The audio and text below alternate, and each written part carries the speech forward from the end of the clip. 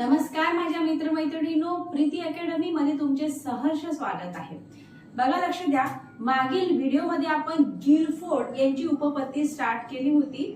एक घटक सांगितला होता, कारण की 3 मिती त्यांनी सांगितलेली आहे ना। त्यांनी सांगितलं की बुद्धी ही 120 घटकांची बनलेली आहे। मग त्यांनी संरचना मांडली आणि 3 मिती सांगितले, आशय सांगितली, मिती सांगितली, आशय सांगितली, क्रिया सांगितलं आणि तिसरं सांगितलंय निर्मिती। त्यातला आशय हा जो घटक आहे ना, हा आपण मागील व्हिडिओ मध्ये बघितलाय। आज या व्हिडिओ मध्ये आपण क्रिया आणि मग निर्मिती हे 2 घटक आपण बघणार आहोत। बघा, लक्ष द्या, क्रिया काय की मानसिक स्तरावरील क्रिया ज्या आहेत त्या 5 प्रकारच्या। गिलफोर्ड यांच्या मते ज्या मानसिक स्तरावरील क्रिया आहेत त्या 5 प्रकारच्या। मग कुठल्या कुठल्या आहेत त्या? सगळ्यात पहिले आहे बोधक। त्याच्यामध्ये काय होते की कोणत्याही प्रकारची माहिती सर्वप्रथम बौद्धिक स्तरावर जाते आणि तेथे त्या माहितीचे अवबोधन होते। आता कोणत्याही प्रकारची माहिती आहे, कुठलीही आपल्याला इन्फॉर्मेशन समजा मिळाली, काही आपल्याला भेटली किंवा एखादी गोष्ट आपण बघितली समजा, तर ही कुठल्याही प्रकारची माहिती आहे, पहिले ही काय होती की आपल्या बौद्धिक स्तरावर जाते, आपलं त्याला बोधन होते आणि बौद्धिक स्तरावर जाते आणि तेथे त्या माहितीचे काय होते, अवबोधन होते। आता समजा बघा, आता समजा उदाहरणार्थ किंवा हे काय आहे या प्रश्नाचे उत्तर शोधले जाते। ठीक आहे, उदाहरणार्थ सफरचंद की संत्री, टेबल की खुर्ची याप्रमाणे। बघा, मी तुम्हाला समजावून सांगते। समजा आपण कुठे गेलो, ओके, मग आता तिथे एखादं आपल्याला फ्रुट्स दिसलं किंवा मग काही कुठली गोष्ट दिसली, कुठलीही समजा, तर मग काय होते की आपल्याला सगळ्यात पहिले आपण काय करतो की त्याचं अवबोधन करणं सुरू जातो। सगळ्यात पहिले ती बौद्धिक स्तरावर जाते, आपण त्याचं अवबोधन करणं सुरू करून देतो। समजा आता 2 फळं ठेवली आहे, मग आपण सफरचंद आहे किंवा केळी आहे हे फळ, किंवा मग हे टेबल आहे, खुर्ची आहे, म्हणजे उदाहरणासाठी दिलं। आता समजा आपण ह्या लेवलच्या की आपल्याला हे सगळं समजते, हे उदाहरणासाठी सांगितलेलं आहे की असं होऊ शकते, अशा प्रकारे आपण बुद्धीचं हे करतो। आता कुठली काही गोष्ट असे ना, ते कुठली गोष्ट असे ना, त्या गोष्टीवर काय होते, पहिले ते बौद्धिक स्तरावर जाते आणि तिचं आपण अवबोधन करू लागतो।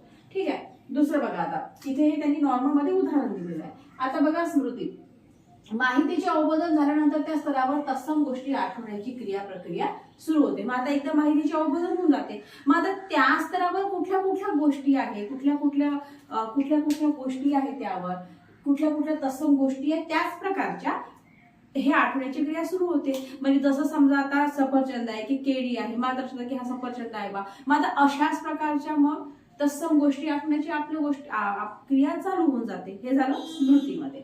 त्यानंतर मग आहे की विविध मार्गी विचार प्रक्रिया, म्हणजे तुमचं डायव्हर्जन थिंकिंग आणि कन्व्हर्जन थिंकिंग या दोन्ही गोष्टी फार महत्वाच्या आहेत। ओके, ह्यांचा जो काही व्हिडिओ आहे मी लवकरात घेऊन येईल की भाई डायव्हर्जन थिंकिंग म्हणजे काय आणि कन्व्हर्जन थिंकिंग म्हणजे काय। कारण की काय होते माहिती आहे का, याचा प्रश्न पेपर मध्ये येतोच। डायव्हर्जन थिंकिंग म्हणजे वेगवेगळ्या मार्गाने करणार, विविध मार्गी विचार, आणि कन्व्हर्जन मध्ये एकमार्गी विचार। ओके, लक्ष द्या। आता विविध मार्गी विचार प्रक्रिया काय की स्मरणाची क्रिया झाल्यानंतर त्याबाबत विविध मार्गाने विचार प्रक्रिया मग सुरू होते। एखाद्या स्मरणाची क्रिया झाली, पहिले काय झालं, पहिल्यांदा बोधन झालं, काय आहे बा हे आपलं लक्षात। त्यानंतर मग आपण स्मृती झाली, आणि मग आता स्मरणाची क्रिया तर झाली, मग आता काय झालं की त्याबाबत मग विविध मार्गाने मग आपली विचार प्रक्रिया काय होऊन जाते, सुरू होऊन जाते। उदाहरणार्थ, गोल व खाण्यास योग्य अशा गोष्टींची यादी करा। म्हणजे आता सफरचंद आपण बघितलं ना, मग आता हे गोल आहे आणि खाण्यास योग्य अशा गोष्टींची मग यादी करा।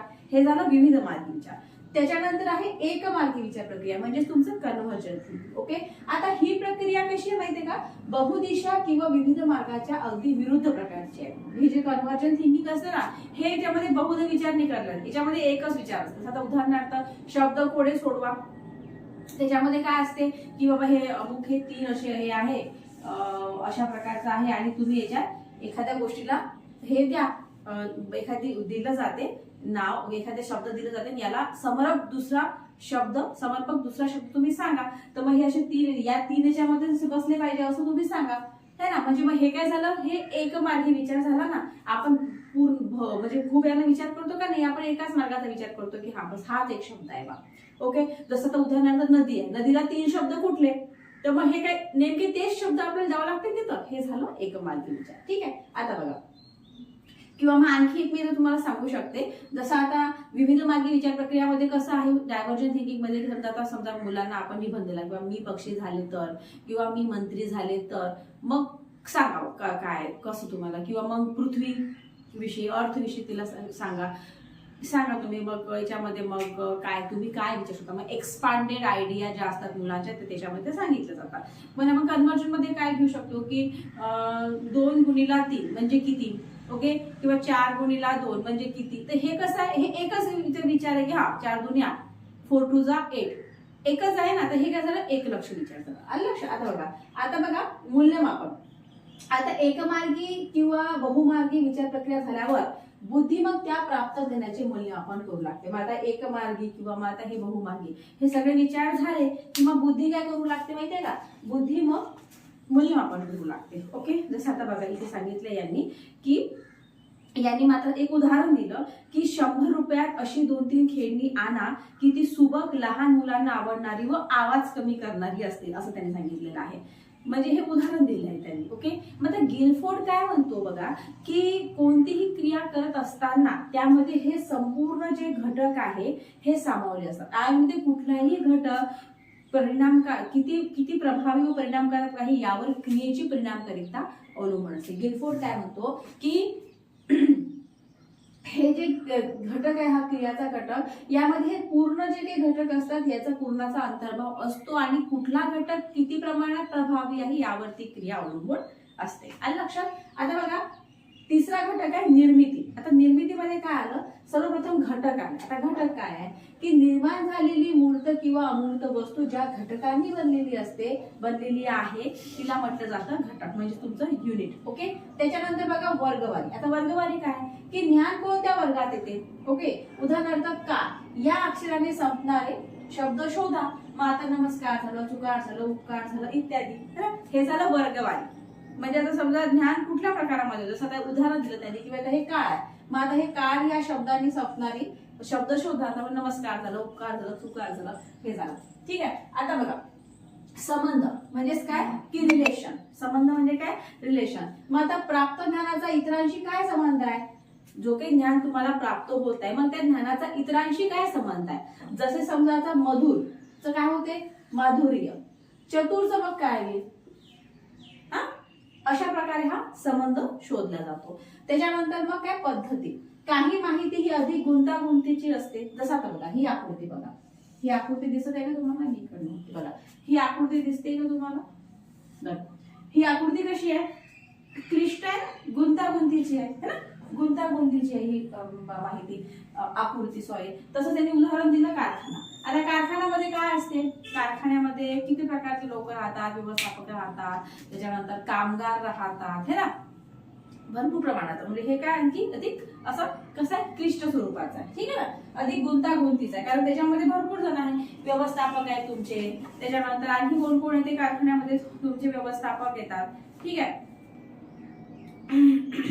त्याच्यानंतर आणखी काय असते, संचालक असते, व्यवस्थापक असते, विभागीय अधिकारी असते, पर्यवेक्षक असतात, कामगार. अशा निरनिराळ्या पातळीवर लोकांचे काम परस्परांशी संबंधित असते, है ना. आणि ते काय असतात, ते सगळं पद्धतीमध्ये येते.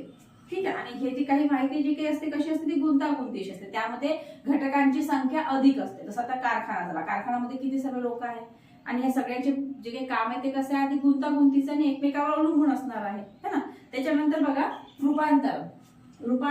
रूपांतरणचं कसं आहे बघा, रूपांतरण किंवा स्थलांतरण म्हणजे ट्रान्सफॉर्मेशन. आता बघा यात माहितीच्या घटकांचे पूर्णपणे नव्यात रूपांतर, माहितीच्या घटकांचे पूर्णपणे नव्यात रूपांतर केले जाते. ओके, जसं आता उदाहरणार्थ शाब्दिक कसोट्या झाल्या आणि व्यक्तिवर्तनाचा अर्थ झाला, यामध्ये रूपांतरण केले जाते. जसं आता नव्याने रचलेला राग झाला, हे काय रूपांतरण किंवा स्थलांतरण. यात माहितीच्या घटकांचे पूर्णपणे नव्यात रूपांतर हे केले जाते. त्याच्यानंतर मग आता उपयोजन. आता उपयोजन म्हणजे काय की एका वस्तूमुळे किंवा घटनेमुळे दुसऱ्याचा बोध होणे, एका वस्तूमुळे किंवा घटनेमुळे दुसऱ्याचा बोध होणे. ओके, आणि चालू कृतीतून पुढे काय होईल याचा अंदाज बांधणे, याला म्हटलं जाते उपयोजन. म्हणजे एका वस्तूमुळे दुसऱ्या वस्तूचा बोध होणे किंवा चालू कृतीतून पुढे काय होईल बा याचा हे कर. जसं आता कुठे आपल्याला धूर दिसतो, मग धूर दिसतो तर काय तिथे अग्नी हे असणारच, है ना. म्हणजे हे उपयोजनचं उदाहरण आहे. ठीक आहे.